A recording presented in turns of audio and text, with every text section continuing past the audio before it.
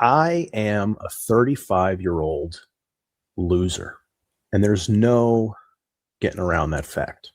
I spent all of my 20s and half of my 30s so far doing almost nothing productive.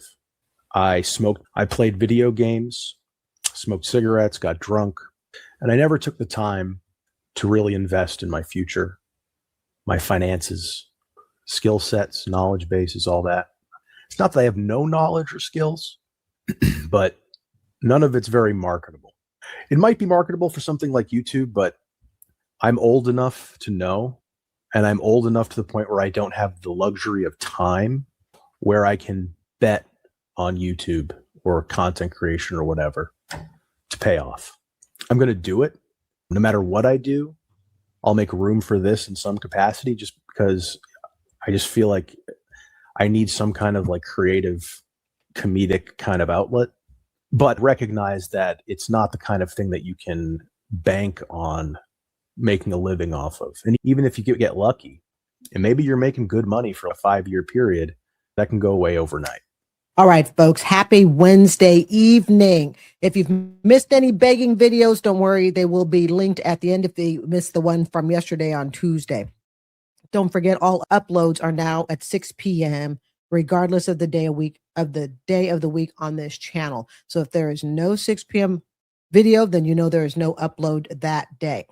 We're going to take a really different shift on this video. And for those of you used to the sarcastic, is one of my, I think it's TCO, describes it as cheeky personality on begging videos. I actually have a lot more, I like to use the word depth, okay? For those who may be new, now for those who are very seasoned on my channel, this is not going to surprise you, but I really like to delve deep into topics that I feel affect us, not just where we are today, but where we've been and how it might shape us in the future. So this is going to be really different for those who are new to this channel, and welcome, welcome. So this is about a guy who, like he said, he's in his 30s and he feels like a loser, and those are his words. I have not heard this entire video straight through. I've heard about 10 minutes of it. He was trending, excuse me, I got lipstick on. He was trending on a couple of other channels. And it seemed so interesting to me that I really didn't want to hear more of it. Sometimes when I hear something, you know, I want my own thoughts and things like that. So I actually turned off. So I've listened to less than 10 minutes of it, if that. This is a 55-minute video. Now, again, for those who may be new, this is a really chatty channel. I can be very chatty. We are hitting 9 p.m. on Tuesday night for our Wednesday 6 p.m. upload. I don't know how long I'll be able to last. But for those who are new, this could go on a while, okay? So kick back, relax, grab your tea, because I'd actually like to hear what he has to say, because again, I only heard about maybe 8 to 10 minutes of it. When he talks about, oh, and I will put a link in the video so you can go straight to his YouTube and watch it if you wish to watch it from there. He talks about marketable skills. That is something that my father stressed to me when I was in my early 20s. And I think, no, I don't think, he saw me floundering around trying to find jobs. And something that I'm very grateful to him for teaching me is you need a skill. Now, I knew you need a skill. That's why I majored in journalism. And in the 80s, majoring in journalism was fine. Not so sure I would do that today. In fact, I really wouldn't do it today, maybe as a minor, but I would have something much more solid as a major. And he stressed to me about how important it is that you not just have a marketable skill, but you have a career. And this has a lot to do with what led me to become a teacher at 38, better late than never. So I'm just finishing my 20th year of teaching in just a couple of months, and I don't know what I'm going to do to celebrate. Maybe buy a bottle of perfume or something, okay, to go with the collection I currently have. But that was something he always stressed to me. You can say you have marketable skills, but what happens if those are low-level marketable skills? And I don't mean low level, meaning that makes the person low level that does it. I'm talking low level as in maybe I should say entry level. That might be a better word. Entry level skills. So you can have marketable skills, but what type of value do you offer an employer? I can market, I can flip burgers better than anybody else, wash tables. I can open up the restaurant on time, close on time. I can do all that. But is that what you want to do for a living? So when you think about what you want to do for a living, my father was always like, what career are you going to have? And that made me think differently. And he's in his 30s saying how he feels like a loser. And part of me, I guess internally, okay, this sounds stupid. I guess this is a real shift. All right.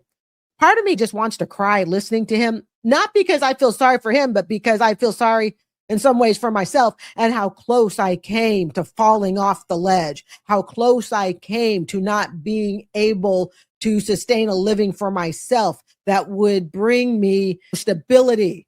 And I'm not just talking it stability financially, but stability emotionally. Think about how many people make a lot of money, but they're not stable emotionally.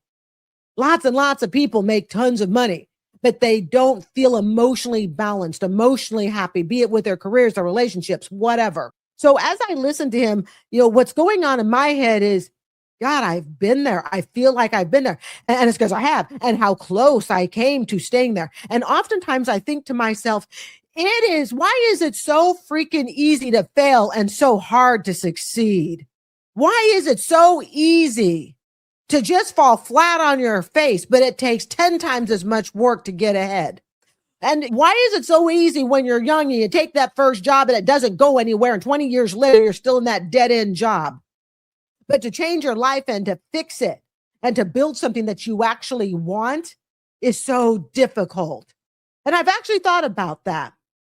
And I think it has to, maybe it's biblical. Maybe there's something in the stars that says, look, you know what? Everybody's born with someone taking care of them, but then eventually you have to take care of yourself. But how easy and how close I came to failure. How easy, how close I came to absolutely destroying myself financially. And that would have been the easy part. I would have lost much more. So as I listened to him, I really put my emotions and my heart, my thoughts into it. And I think about, oh my God, he may be a guy, he may be 35. This was August 2025. So not that long ago when he made this. And I may be almost 59 in July. But yet as a 59-year-old, I can stop and I can listen to what he has to say and go, oh my God, I actually understand him better than he thinks. And that's why I want to be very respectful of his video. Again, the link will be in the description box if you want to watch it straight through. I'm not putting all my eggs in this basket only because he's talking about being a YouTube creator. Oh, that's the other note. And he's saying he wants to be that. Too many people are trying to run to YouTube or social media to solve the problem. And if you have not seen my TikTok videos, and I have more lined up, how TikTok is not paying creators what they used to pay. Guys, the good eat days of TikTok, I believe, is over. Ever since the U.S. now owns 75% of TikTok on U.S. territory, and 25% is owned by, I forgot the company, okay, ByteDance, all right? The good eatings on TikTok days is done. So people, in my opinion, need to stop saying, for the most part, I'm going to say 99.9% of the people need to stop saying, I'm going to go to social media to make money. Let me tell you something. It is 9:30 on Tuesday night. I work at this computer deck after a full day of work. You can work all day on a video. You can spend 8, 10, some people spend 20, 30 few days on a video and get nothing, make nothing. It is my belief if you are in deep need of money, you need a W-2 job. I would rather see you flip burgers for 8 hours and walk away with $80 than work for 8 hours on a YouTube TikTok that earns you 10 cents, if anything. Makes zero sense. If I was 20, 25, I could do it more with less risk, but I'm not even 30. I'm 35. I just turned 35 2 months ago. 2 months ago to the day, actually. And that's the first lesson. The second lesson after don't do this, that I want to teach, impart upon young people. Although I have a feeling if you found this video, you're probably not that young, but in the off chance that I do get a couple of youngsters here, and I know that the 40 and 50-year-olds are laughing at me because 35 is young, whatever. Compared to a 20-year-old, I'm old. And the first thing I want to impress upon you, if you're in your 20s, 25, even if you're like pre-30, and again, I don't want anyone who's over 30 to lose hope here, because I don't think it's over at 35 or even 45. But what happens as you age is your options shrink. Your options rapidly fall away. And what you might have done in your 20s, maybe you take a couple of years, maybe 5 years to explore different career path options. When you start to near 40, you have less time to spend researching that kind of stuff and developing an idea of what you would like to do for a living. So it's very important that you do that work as early as possible. If you're a teenager, that's great. 20s, whatever. Again, 30s even. I'm not trying to say, oh, I'm just going to roll over and die here. That is not the message I want to impart on anyone. For myself, I'm not going to do that. But also, if you are over 30, 40, don't give up. Trust me, the alternative is far worse than what you'll have to go through. How many stories have we seen on my channel, even about seniors working minimum wage jobs, their 70s and 80s, but they made a whole lot of money when they were younger. I'll try to remember to link one of them at the end, but I do videos on them. Senior poverty. If I take a look at my double knee arthritis disability, which I will have knee replacement in the next few years. Okay. It's not if, it's just a matter of when. My doctors are trying to get me to hold out a little bit longer. I'm trying. If I think about my younger days, how many of us say, oh, when we get older, if we need to make extra money, we'll just do an extra job. No problem. I'll just get a simple job, waitress, fast food, whatever. My knees can't do it. I could not do a job that required me to stand up so much as an hour a day. And for those of you with severe bone-on-bone knee arthritis, you know exactly what I'm talking about. And on this channel, I have a brace for each leg. And I alternate the days I wear the braces. Can't wear them every day. I don't want to weaken my knees and supporting muscles. But at the same time, I'm up, down. So it's a total constant balancing match. And every now and then you get an insensitive person that really doesn't understand that someone with double knee arthritis or any other disability that comes and goes, we can look totally normal 1 minute and be in excruciating pain the next. So that aside, and the few nasty notes I've ever gotten on my car, I walked into the store looking just fine. That's not disability such as mine and many others. You can't see it. It comes and goes in spurts, but it's all day long and it never ends. And it's not if you're in pain, it's just how much pain are you in today? How many people think they're just going to work their way until they die without realizing you may not have an option? And when he's saying, look, your options shrink as you get older. Oh, you're darn right they do. God bless the 85-year-olds that we have seen on the programs that I've done about senior poverty, and they're still able to work. That's not the majority. I don't even think it's going to be me. I hope it is. I like to have good skin. I intend to have great skin in my 80s. I intend to look, I don't know, about 70 when I'm in my 80s, maybe even just a slight 68. But I think about it, I go, oh my God, think about the career you choose, folks, also, as you get older. So you make great money being a carpenter, construction person in your 20s and maybe your 30s. Can you handle that? What are you going to do for a job after you get older and your body starts breaking down? See, we have to think about things like that. Your options, where you can live. Can you handle the climate of Phoenix, Arizona? I have a gal pal who lives there. And I swear every time I call her, she's like, that's it. I am ready to move. She's not moving. Her parents are there. So she's not going anywhere. But you have to think about it. And he's right. Your options do get smaller. And the people, in my opinion, who get in the most financial trouble are the people who are unwilling, okay, because of fear, skepticism, whatever. They're unwilling to see that eventually your options do shrink. Your body may break down. It may break down sooner than you imagine. What are you going to be doing when it breaks down? I thank the good Lord every day that I'm in a job that accommodates knee arthritis. I could be in a wheelchair and I could do my job as a teacher. But when I went into teaching, did I even think about the body breaking down? No, I was in my 30s. Started my teaching job at 38. I didn't think about that. It just happened to be luck. But today, if I were to advise a young person, I'd say, look at the career you want to do. Think about how physical it is. Now, that does not mean don't do the career. If that's what you love and you want to do it and you like the hands-on work, do it. But as you're doing it, be thinking, not out of fear, but out of logic, out of do no harm to yourself as you age.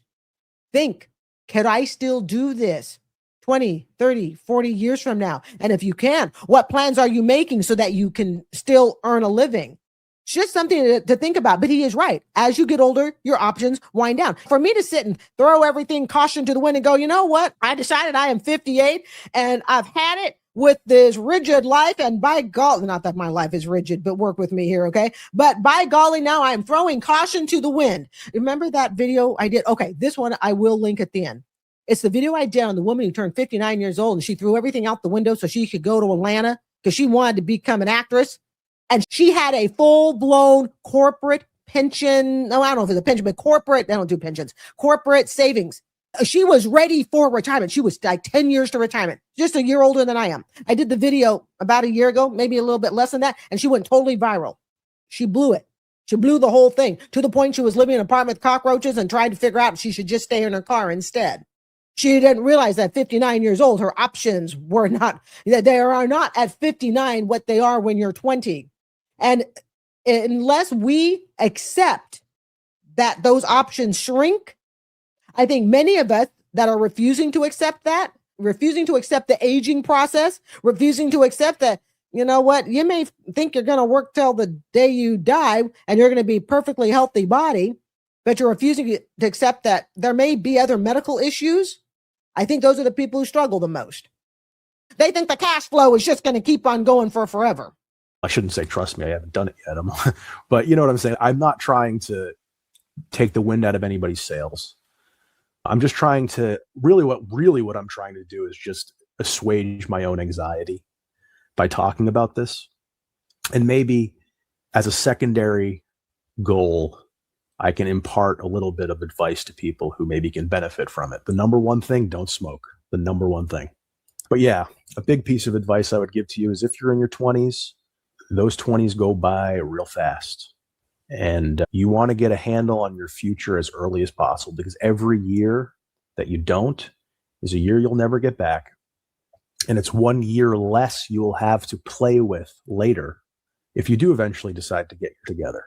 I mathematically calculated that I needed to have my together by the time I was 40, because I knew, I've always known, I want to retire. I don't want to work for forever and ever. I don't mind working past retirement voluntarily because I choose to stay in the school system or go and pet kitties at the Humane Society after taking a whole bunch of hay fever medication because I'm very allergic to pets, but I love them. So I think about it and I thought about it and I was like, I really need to have my act together by 40. And I became very serious about it when I was in my early 30s. My 20s, they were hell on earth. And my early 30s, just as equally bad. But by the time I hit my mid 30s, and I finally felt that I was in control, I finally believed that I had some control after believing for decades that I did not have control, that somebody else always had the control. I realized, you know what? If I turn 40 years old and I haven't started some sort of savings plan for retirement, I haven't got some sort of career under my belt, like my father told me I should have, I really saw myself in as a precarious situation in my 60s. I also knew from my parents that teacher pensions can be a very valuable savings tool, but you need a whole career in it. You need like 30 years. Lo and behold, when I turned to 67, that's my 30th year. I mathematically calculated I need 30 years to save. Now, this is not, I want to repeat what he said. I ain't here trying to take the wind out of anyone's sails and try to say, hey, you know what? Your dream job is totally physical. And if you have one back injury, one major fall, okay, you won't be able to do it. I'm not trying to take anyone's dream. That's never the purpose of this channel. The purpose of this channel is just to show you caution, some yellow flags or signs going, just be careful. I want you to succeed, but I want you to succeed with as few speed bumps as possible. But the speed bumps are there. We can't avoid them. Something just to think about. So start early, because I can guarantee you, if you don't, you will regret it. I'm experiencing it firsthand. I guess I should probably just tell all here. I'm 35 years old, and I live at home with my mother. And we're actually living in my grandfather's house. Not to besmirch my mother, we both fucked up with our money, although she's doing a lot better than I am. She worked for many years in a good career, so she has money, a little bit. Decent Social Security, so she's okay, I think. I hope. But I've never left home, and I've never told anybody this. So if my friends see this, it's going to be embarrassing. I worked. I wasn't a total NEET. Back in the day in high school, I worked in Burger King. Looks like I'm going to be working there again real soon. After that, I worked retail a couple of years, delivered pizza a couple of years, loved that job. Pay wasn't amazing. And I delivered with my own vehicle. By the way, if you're ever thinking about delivering anything, pizza, whatever, never do it with your own vehicle, because just take whatever you're making and take 90% of it and just throw it in the trash. Which is why things like DoorDash, Uber Eats, when people say, oh, I made all this money, you got to calculate what it cost you to run that car. And a lot of people either won't calculate it or they don't know how. So here he is, 35 years old, living at home with his mom. And he's not even sure if his mom is financially stable because they're living in their grandparents' house. Generational wealth and generational poverty, to me, are only one mindset away. That's it. Whether you're born into a generational wealth household or whether you're born into a generational poverty household is just $1 bill mindset away. All that's going to go to car repairs. He's talking about Uber Eats and DoorDash and using your car for deliveries. They usually pay for your gas while you're driving. But even then, I don't think they paid for it fully, but they pay for most of it. But the amount of money that you will spend, there's another piece of advice. If you're thinking about delivering pizza or whatever, always use a company car. Never take a job if you have to use your own car. I know that's probably most local places you'll have to use your own car. I'm telling you, it's a fucking scam. The amount of money you're going to spend on repairs, oil changes, and not even just repairs and oil changes. At a certain point, the repairs just become not worth it anymore, and you just have to get a new car. And that's going to cost all kinds of money and debt. And if you're delivering pizza with your own car, you're going to have to get a car real soon. You'll be lucky if that car lasts a year or two, maybe 3. If it's low mileage when you start, not worth it. If you use a company car and you don't live in a sketchy area, I didn't really live in a sketchy area.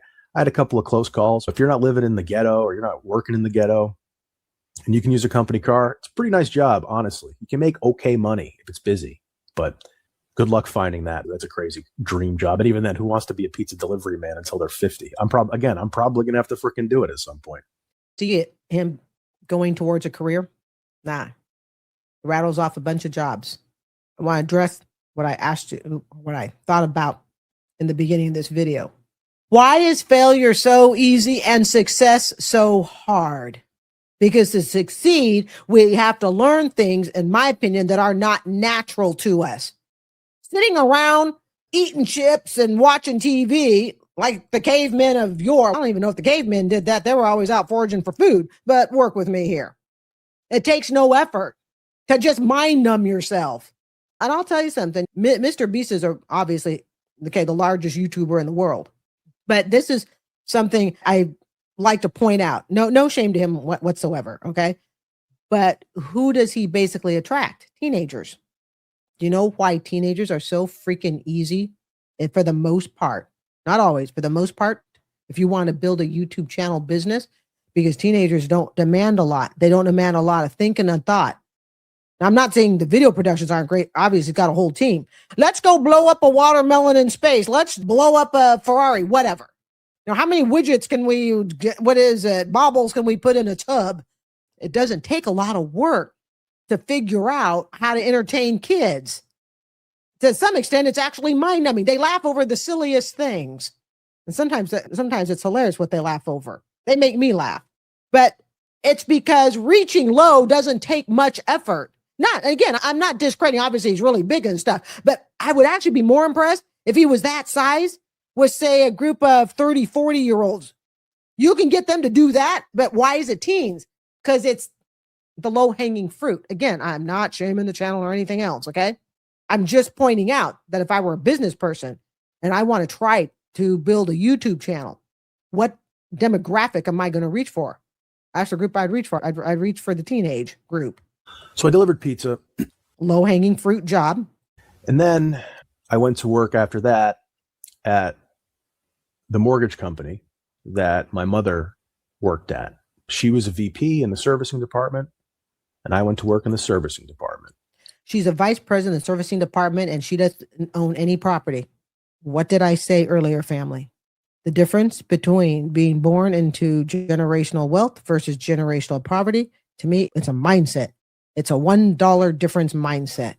I was a Nepo baby. And Nepo baby means someone who got their success because of their children. Good example, Beyonce and their daughter Ivy Blue. Some people are saying Ivy Blue is Nepo baby. Maybe she is, maybe she is. I don't really care, but that's what Nepo baby means. You got your success not because of on your own. And I would say in this case, he is probably a Nepo baby.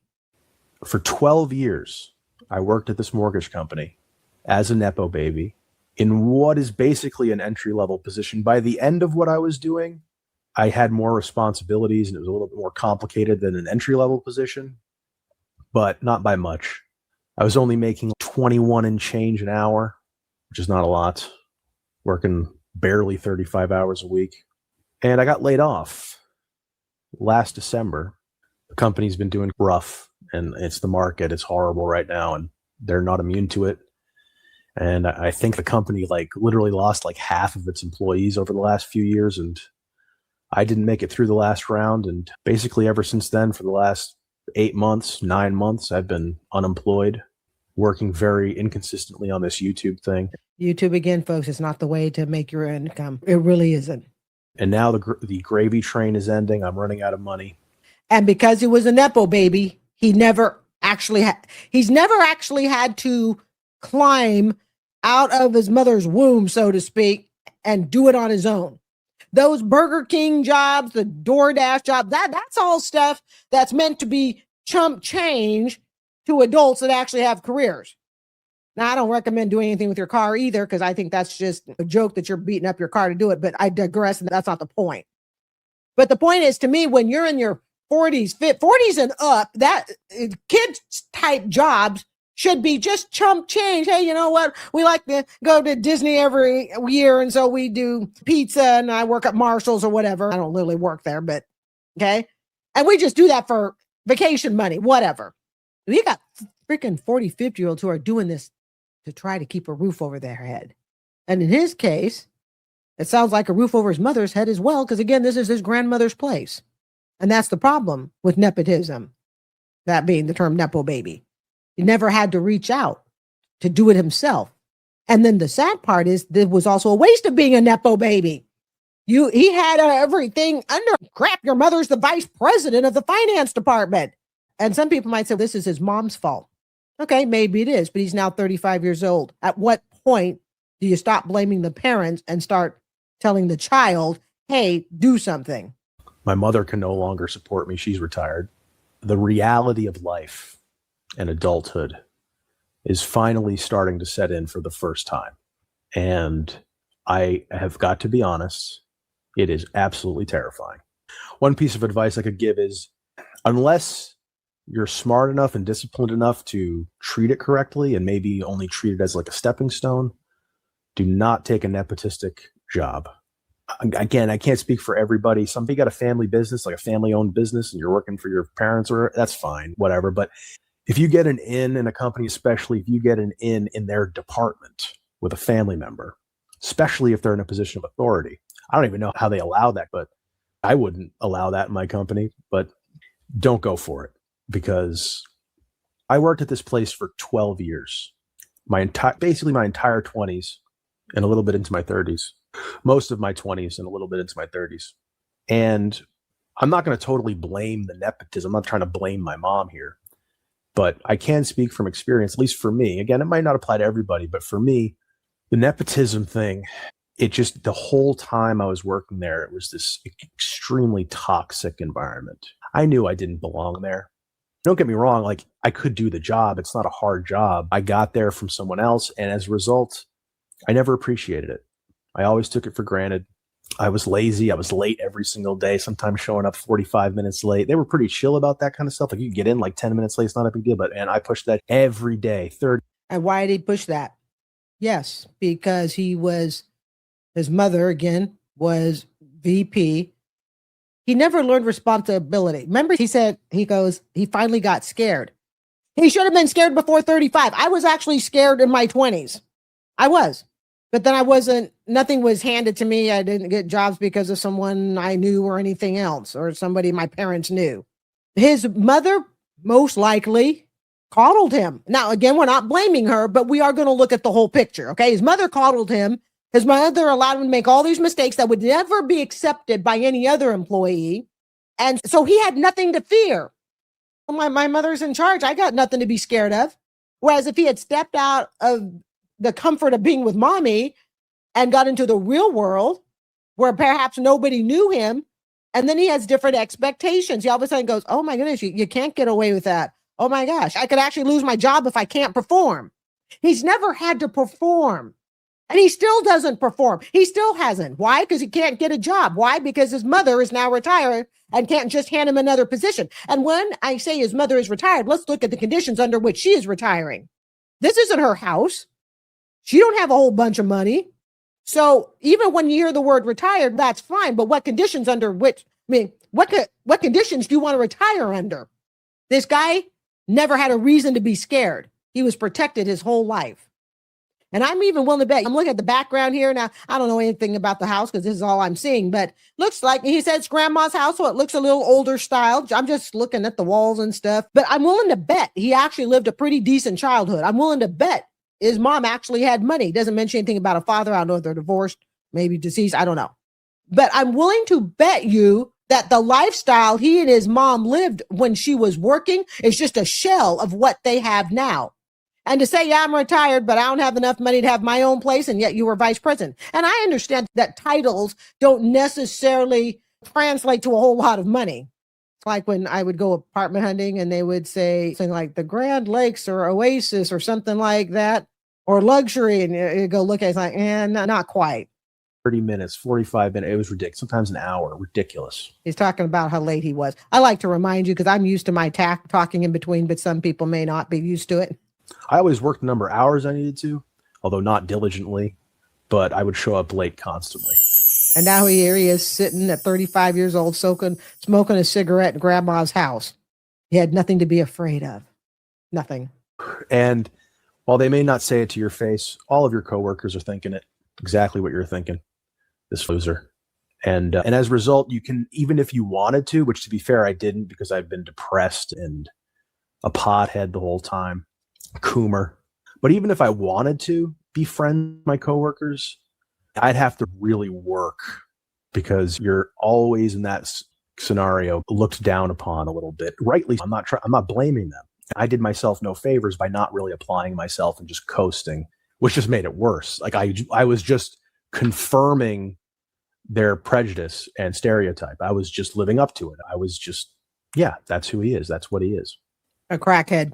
So to speak. And I didn't care about the job. I didn't appreciate it. I could have worked my way up the ladder a little bit, gotten more responsibilities, applied myself. I'm a smart guy. I like to think I'm a relatively well-spoken guy. I could have navigated the corporate environment, hierarchy. I even had my supervisor who fired me and I think didn't like me by the end of it. She'd only been my supervisor for a year, my manager for a year before I got fired. At first, she liked me and she even spoke well of me to the owner of the company. She said I was smart and stuff. By the end of it, when she got to know me and got to work with me for a year and a half, by the end of it, I don't think she probably thought I was smart, but she knew that I had many other qualities that kind of crowded out the intelligence. In other words, who he is came out. Now, again, we're not here to shame or anything else. And I think it's commendable that he's making this video so that other people can learn from it. He's not really telling me at this age anything I don't already know. But what it does for me is it seeds to me, again, just how close I came to failure, just how close I came to not knowing or believing that I could actually do anything of worth. I remember when I was younger, I used to tell myself I could never be a teacher, even though I'd wanted to be a teacher since I was in 6th grade. I didn't think I was smart enough. And my parents were all teachers. My grandmother was a teacher. Grandmother was Salt Lake City Teacher of the Year. Years back. Okay. I have 2 parents, including step parents that hold PhDs, double master degrees. And I was struggling to learn multiplication by Multiplication Rock, the album. So when she got a chance to see who he really was, she went, nah, because you see, who you are ultimately comes out after the honeymoon period is over at work. The first part is always good. It's the honeymoon period, but then ultimately your habits come out. And am I a perfect employee? Oh, heck no, I'm not a perfect employee. I try really hard. But even I have my habits that I have to make sure I keep watch on. We all do, because none of this is perfect.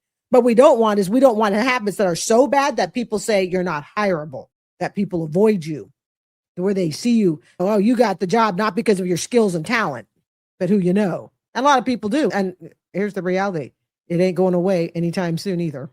Lack of discipline, laziness, depression, anxiety. I don't like to blame those things, but they don't help. They contribute to the problem. And it's ultimately your responsibility to deal with that. As in a business, no one cares that you're depressed. That's your job. You're just there to make them money. They don't care about your personal problems. That's your responsibility. That's another piece of advice. Your problems are your problems. And an employer, it's not their responsibility. They wouldn't be making money. When you come to a workplace, when you come to a profession, a career, whatever, you're presenting yourself as an asset to a team to help that team make money. Now, in education, we're not there to make money, clearly, but you definitely have to be able to work as a team. You have to be able to fit into a school. It's more than can you just do the job? It's does your personality match in that environment? For me, it would be in a school. For somebody else, it might be in an office, or even if you're a mechanic in the workshop, you'll work well with the other mechanics.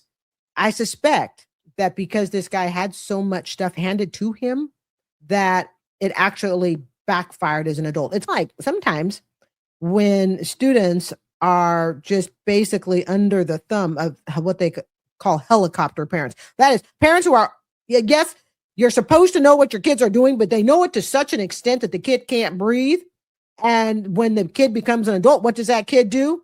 Throw all caution to the wind. And oftentimes habits that you would go, they never did that when they were under the house. Yeah, because you were a helicopter parent. And so when the kid becomes an adult, all that bad habits come out. All the things that they want released. They even drop out of school and stuff. I've known people who were 10 times brighter than I was. All right. And when I was in the University of Oregon, dropped out of school, even though they were 10 times brighter than me. I knew that by many different people because I was just a C student. Guys never had to work for anything. And so when something is handed to you and you've never had to work for it, why should you begin? The genesis, the beginning, so to speak, of this failure is his mother. And that we can't say his father because we don't know that the status is of his father. And now as an adult, he's realizing he's putting it all together. And could it be that when you give someone so much freedom, so much stuff, not freedom, but so much stuff, you got this. You can bet this kid probably had better Christmases than average. He had everything he needed and it was handed to him. And instead of succeeding, it backfired. And could it possibly be too? Some people are just lazy. Yeah, rich kids are lazy. Poor kids are lazy. Different races of kids are lazy. That when you put someone who is innately lazy and you combine it with nepotism and probably everything he had growing up, and I'm pretty much guaranteed, I would bet a Thornton's Pepsi that this kid had everything he wanted growing up. I would bet a Thornton's Pepsi that at one point, and I think he admitted, he felt untouchable. Like he could just do whatever he wanted. He's going to tell the VP of their kid that, hey, you know what? Your kid doesn't show up on time. Ain't nobody going to do that. But in the end, you'll really wind up hurting the child. But if he is innately lazy, and not everybody, and it doesn't matter of money. To me, motivation isn't just about the dollar bill. Just because somebody's born into wealth doesn't mean, yep, they're going to be really motivated. Again, I don't know if he was born into wealth, so to speak, but obviously well enough that his mother did pretty well.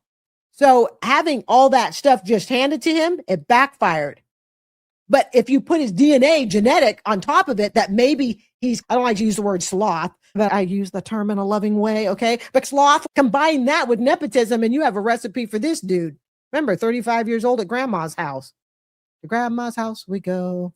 And anything that undermines your ability to be an asset to that team, it doesn't matter why. It doesn't matter if you have a sob story. It doesn't matter if you really can justify it and give a good explanation for why you are the way you are. It doesn't matter. Money talks. You need to perform. And they're not there to be your friend. They're not there to be your counselor. They're not there to be your mommy or your daddy that you didn't have. They're there to make money, and you're there to help them make money. And they're going to pay you some of that money. I lost my train of thought. I don't even know what I was talking about now. This is why, another reason, don't smoke pot. Another advice, don't smoke pot. So stupid. I haven't smoked in a little bit, like 15 minutes. No. So yeah, I guess I worked there for 12 years, didn't apply myself, never got promoted, got a few raises to keep up with inflation, barely, didn't probably. But I didn't not get promoted because they were out to get me. I didn't get promoted because I offered nothing worth promoting. And then because of that, this most recent round of layoffs, I'm sure most of the department that I worked in is probably still working there. A couple of them, I know there was like 2 or 3 people who got laid off around the same time I did. And it was already a lean department. There's probably only 3 or 4 or 5 people left. I'm sure most of them, if not all, are still there because they're good workers. They're a value add to the company and they deserve it. But I didn't. So I got fired, laid off, downsized, whatever you want to call it, whatever way you want to church it up. I couldn't keep my job, but other people did. So call it fired if you want. And then about 6 months later, I turned 35 years old. And when I got fired, I had a small 401k, about $20,000, $25,000. And I cashed it out. I used it to pay off my car, which is one good probably the only good financial decision I've ever made is to pay off my car. My car has less than 70,000 miles on it, and it's a Toyota, so that could probably last me a little while if I take care of it. Don't have a car payment anymore. I do, however, have credit card debt and a personal loan totaling about less than $10,000 in debt. But the last couple of months, and again, I am laying it all out here. This is embarrassing to say. The last couple of months, I have been missing payments. Still don't have a job. Why don't you have a job? Because I'm a fucking idiot. I have been looking. I just went to Cumberland Farms for an interview that I had scheduled, and they weren't even hiring. Isn't that great? You apply on Indeed. They automatically enroll you for an interview. You spend all this time filling out these forms. You schedule the interview, but you never actually dealt with a person. You know what I want for my audience, or if I were a parent, what I would tell my child? I want you to find yourself before you get to this point. I want you to have a sense of identity, a sense of who you are, your value, and I want you to use that to move yourself forward. And I know this may seem repetitious, but when I was younger, I didn't have a sense of identity. I was really mentally ill. As I've said, I can't even tell you how ill I was. Maybe when I retire, maybe. But I was so mentally ill that a psychiatrist once said to me, she was surprised I was even still here in this world. So I know to the depths and back feelings of self-doubt, self-worth, depression and all of that, and trying to take different medications to see if this depression medication works, doesn't work. If I ever not thought about that I might go back on depression medication, if I need it, I would do it in a heartbeat. But I have tried, and for 20 years plus, I've been successful and I've been able to stay off of it. I look at that, an alcoholic or a gambleaholic would look and say, I haven't gambled and I haven't done yada. In my case, so if I needed to go back on medication, I would, because I do go through bouts of it. But in hearing his story, I don't ever want to go back there. And I'm so glad I'm not there. I have bits of it here and there off camera, so to speak. But what it really is, he wasn't given the chance. And I'm going to blame part of this on his parents. Okay, mom and dad. He wasn't given the chance to fail and then to rebuild himself through his efforts. It's almost like he was raised in a way that we have to give you so much, that nepotism word again, we have to give you everything. But when you don't allow someone to fail, fall flat on their face. And sometimes I think to myself, why didn't my parents help me out? But part of the reason they didn't is, one, they didn't want us to fail. But if you failed, FAILED, they wanted you to learn how to pick yourself back up. Because oftentimes, I've heard this, and people who they've get into financial trouble, whatever, and then somebody's right there to bail them right out. And at times I thought, how come I couldn't have had that? But damn, I look back on it today and I'm so glad my parents didn't do anything. I am so glad, because it was that falling on my face over and over again that finally I woke up one day and said, I'm getting a little tired of this, getting a little tired of it. And again, it doesn't mean I don't battle some of those things, but I wouldn't use the word battle now. I would say I just have to keep it in check. That's what I have to keep it in check. This kid's never had a chance to fail. And if you've never, what is it? There's some scientific term about inventions. What is it? When you try things, it's not a failure, or something along the lines of that. But it's just, now you know that's one more thing you don't want to do because it's not working. He was never given a chance to fall flat on his face, and it's hurting him. Remember, this is just a few months ago, just before the holiday season. And I show up. Lady has no idea what I'm talking about. Apparently the computer systems, I'm assuming they simply just didn't take the time to toggle a setting to not automatically interview people. But either way, it's still on me, because I knew in the back of my head, I haven't talked to a person yet. I feel like there's not a security to this interview because I haven't spoken to a human being yet. And maybe I should call them or something. And he was too lazy to call. I'm telling you, he's got some laziness in his DNA. I never did. And then a few days later, I show up bright and early at 9 a.m., which for me is very difficult right now because my sleep schedule is so messed up. I'm basically up all night. Pot and smoking and drinking will probably disrupt your sleep schedule. And I show up there half asleep, but trying to look presentable, and for Cumberland Farms, and no interview, no idea what I was talking about. And for a minute, I was really crestfallen. Part of me was relieved because I don't want to work at Cumberland Farms. And I went home to my mother, and I was just like, I don't know. I wouldn't say I was distraught when I got home. By the time I got home, I had calmed down. I was like, whatever. And I was looking at my Indeed resume, and I applied to a couple of places that were similar to what I used to do. Haven't gotten any calls back on those. I need to interview for like 100 a day. I understand I have to do that. But this is a skill set I do not have, and I have to rapidly learn. At this time, I had really only been looking for retail because I had spent so many years in this job doing the bare minimum and being a terrible employee, the worst kind of employee. I wasn't even bothering to look for anything adjacent to what I was doing. I was just looking for retail because I know I can do. I was selling myself short. I wasn't giving myself enough credit for my intelligence and my experience. And again, very low level stuff, but it's better than Walmart, better than Burger King. And I'm not trying to look down on anyone who works there. I'm just saying in terms of the marketability of skills and experience, it's better than if I had just worked at Walmart the whole time. So after I discussed this with her, my mother, who I live with, I made the decision, maybe I shouldn't set my sights so low, right?